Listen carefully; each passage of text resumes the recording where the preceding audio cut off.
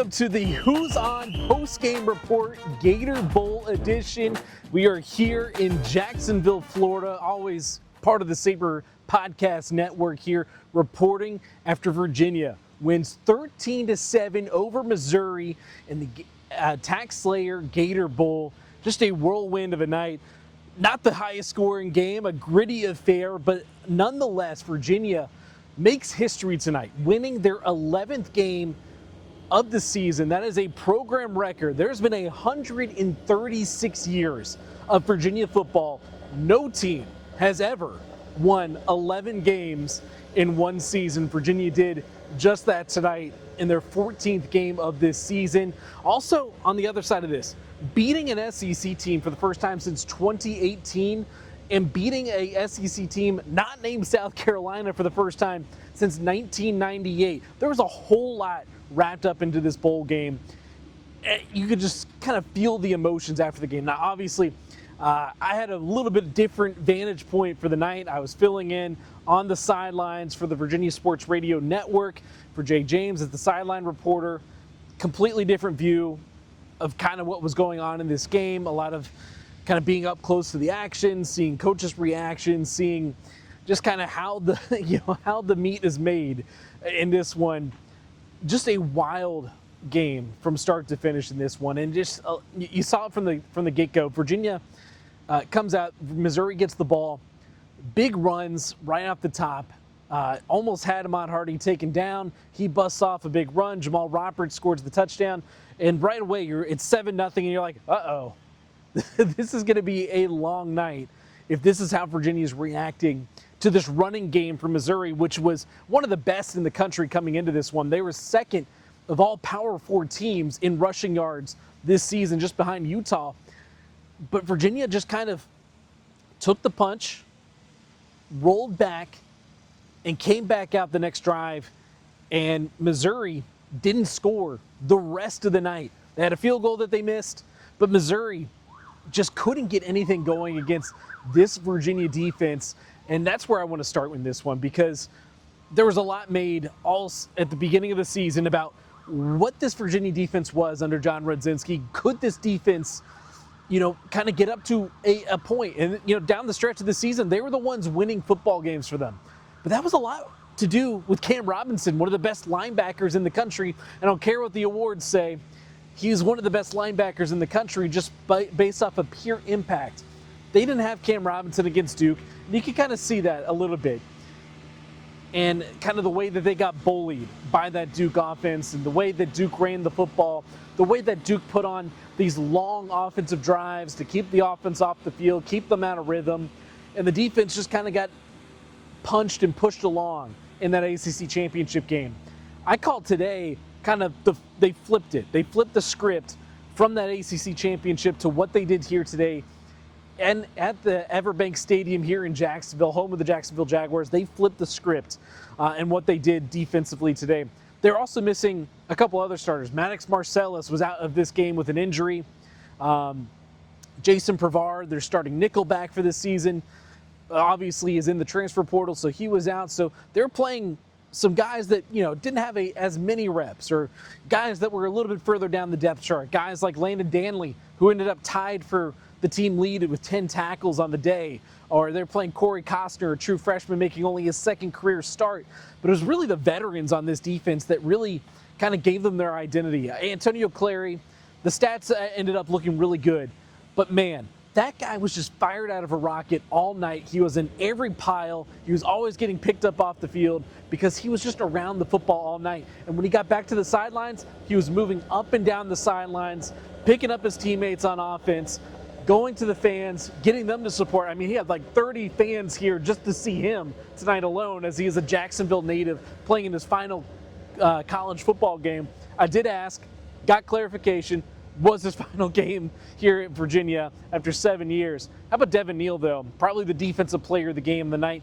Also had 10 tackles on the night, and he was just everywhere around the football. And those safeties really came to play to help plug the gaps in this run defense to, slow Ahmad Hardy, who came into this game as one of the best running backs in the country. He was an All-American. Really mysterious that in the second half, You didn't see Ahmad Hardy until there were 4 minutes left in the game. Obviously did well in the first half. They kind of slowed him down a little bit after that first drive.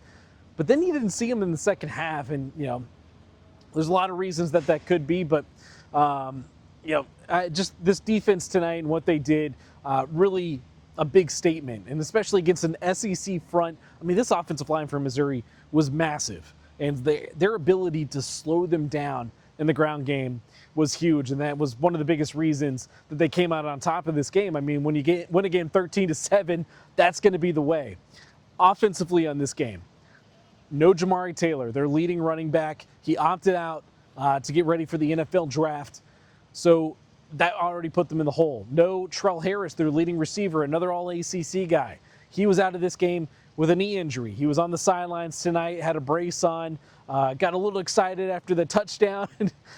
Chandler Morris gave him a little chest bump there. So down Trell Harris, down Jamari Taylor, two of the best offensive players on this team.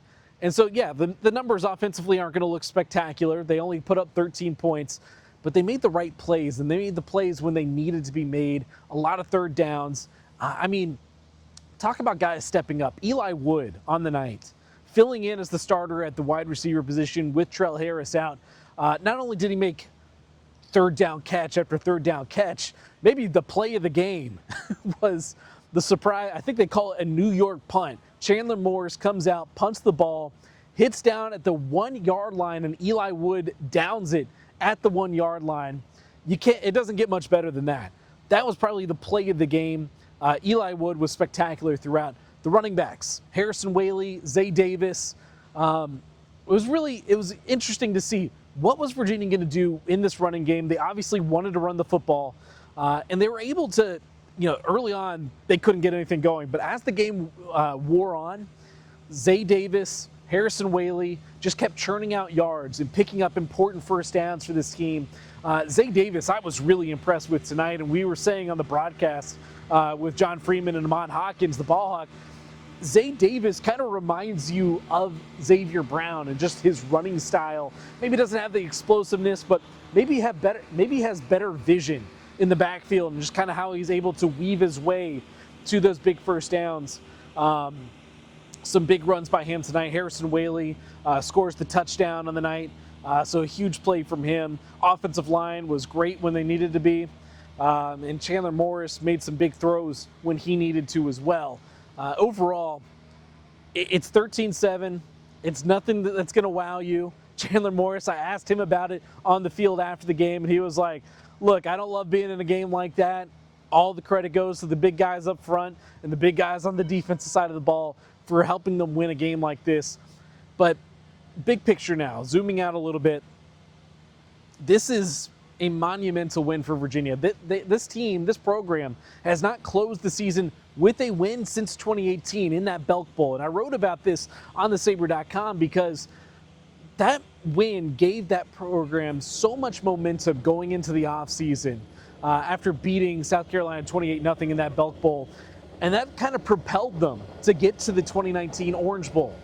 This team's already a step ahead of what that team in the Belk Bowl was, and are arguably steps ahead of the 2019 Orange Bowl team as well. They won 11 games. They were in the ACC championship game, went to overtime with a chance to win that against a team that, honestly, they probably should have won against. I think this is kind of setting up, and I asked Tony Elliott about this. What kind of momentum does this give you going into the offseason? His answer, this gives you momentum to attract guys to come in from the transfer portal. This gives you momentum to retain guys.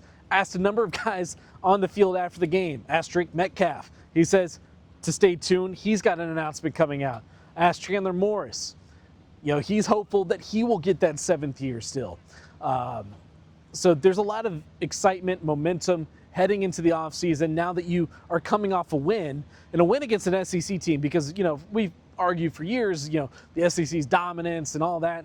Virginia went out there and dominated an SEC team in Missouri tonight that had been, one of the better SEC teams in the conference this year. Had a couple close losses.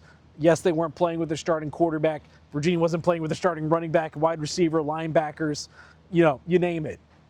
This was a this is the type of game that you can kind of look back on, hang your hat on, and be like, yeah, this program's going somewhere. There's a lot of doubt after the ACC championship, but I think coming off of this one tonight, a lot of excitement, a lot of hope coming out of Jacksonville, Florida. That's the main export out of tonight's game as Virginia wins this one 13-7. We've got much more coverage coming up on the Sabre.com. I'll have the takeaways, have some follow-up stories as well. We'll have more as we get into the offseason because Tony Elliott reminded his team, congrats, you made history, you won 11 games. Bad news, next season starts today. So they're going, we're going on the Sabre.com. We'll have much more coverage coming up.